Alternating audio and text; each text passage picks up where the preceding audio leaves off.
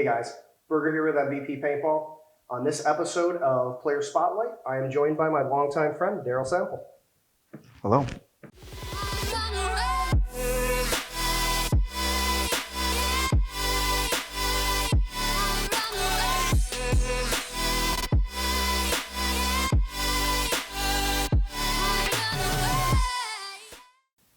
So, Darrel, we go back a long, long ways.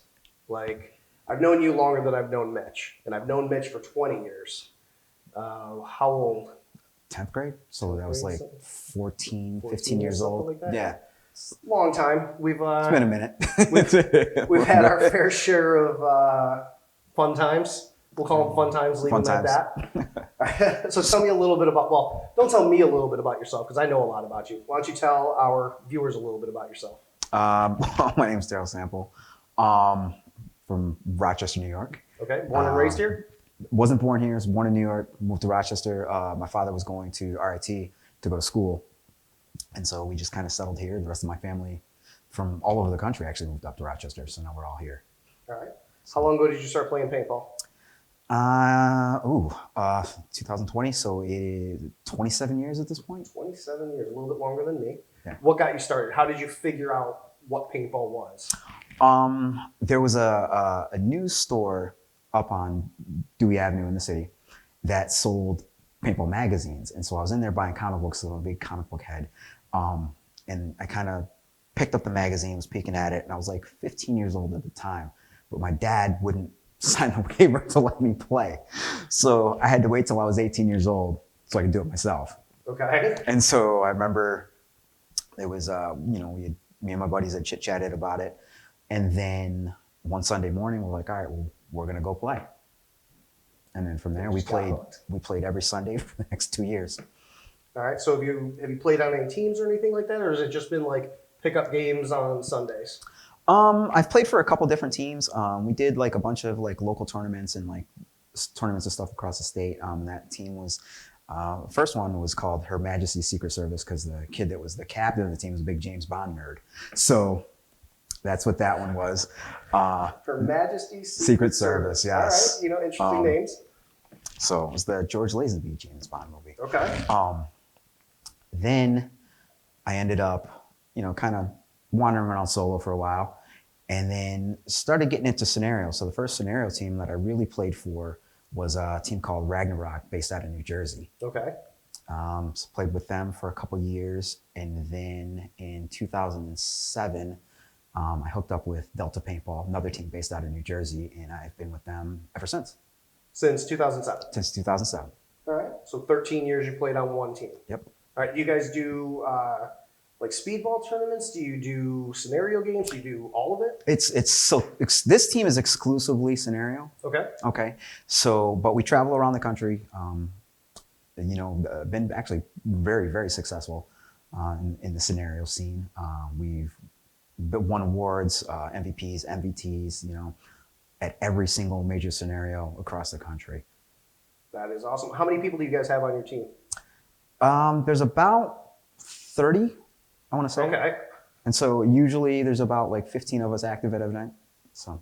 And when you go to an event like these scenario games, you just, do you guys stay at a hotel? You stay like right on the grounds camping? Well, younger days, definitely camping. Right now, I kind of like a bed and a shower and, right. and all that good stuff. So yeah, all right. Hotels now. What do you think the biggest scenario game that you ever got involved with was? The biggest one would probably be the Invasion of Normandy games down at Skirmish Paintball. Okay, down in Pennsylvania? Yep. Okay. How many people go to those ones? The most I ever was there was about 5,000 people.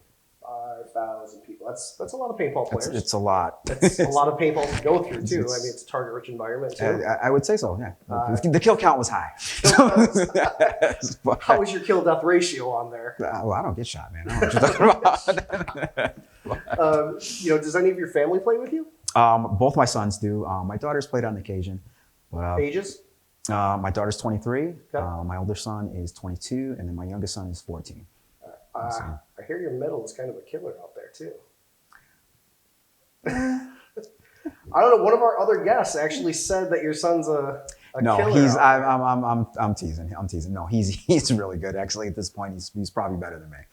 But that's it. Should we cut that out and not let that go? No. He can hear it. He can hear it. You really want your son hearing he's probably better than me? I said probably. I didn't say for sure. Sounds like you guys need to do some one-on-ones out there. He don't want that smoke. That's awesome. So I've seen your jersey. You guys play scenarios Yes, we do. in a yellow jersey out Highlighter in yellow. the woods. Yep. Highlighter yellow. How does that even work? Well, it was, Let me cut you off for 1 second. So in a scenario game, you're usually out in the woods, and you're trying to be sneaky and camo, and most people don't wear yellow because it's highly visible. So for those of you that don't know about scenario games, that's why I'm asking about the color of the jersey. Sorry, go ahead.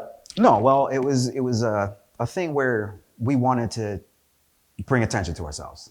Okay, and so when we were out in the woods, we wanted to, if you came across us, we wanted you to know who it was. Okay.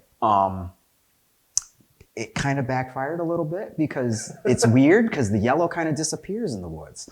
And you'd be amazed about how often we can sneak up on somebody. I wouldn't think that yellow would be beneficial to you. Where you have 10 guys, wearing highlighter yellow jerseys. And you're surprising people. That's great. So on your jersey, it doesn't say Sample, it doesn't say Darrel. Nope. What's it say? It says truck. What's that about? Is that a nickname? It's a nickname. Okay.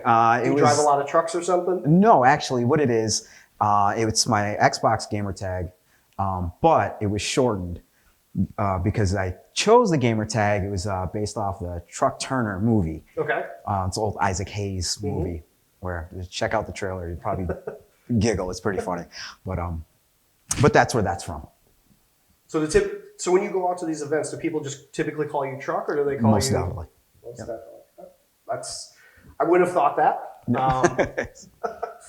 So do you play tournament paintball like speedball at all, or have you? I have, definitely. Love it too. I like paintball in general, so it's anything that gets me up and off the couch and out the house, and spending time with my kids and stuff like that is great all the way around. I agree. I play with Gavin Duff on his team. By the way, not sure when this one's airing, but you'll be able to see Gavin Duff in one of our other videos. Yep, on his 10-man mechanical team. Okay. So I've gotten into that over the last couple of years. That's a lot of fun. Get to bring back some old stuff, like get to shoot cockers again and things like that. And yeah, well, I mean, you see all of these 10-mans coming back and a lot of mechanical leagues coming back. And it's great because you get to see a lot of these older guns coming back that, haven't really resurfaced in years. And you have these older players that are like, oh, okay, well, this gun's relevant again. I don't have to go out and buy another $1,500 gun. I can go out there with my mechanical autococker. And little kids that see it, they're amazed by it because they look like space guns or something to them. There's, hoses coming off them and stuff like that. So, I love it when we can pull out one of our guns like that. And the kid's like, oh my God, that's amazing. What is that? And it's like the coolest thing ever. It's like, I've had this thing for like... This is older than you. Twice the age of you.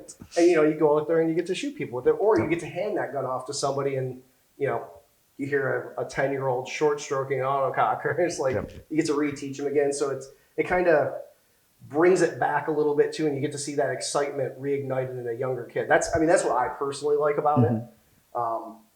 Gotta agree.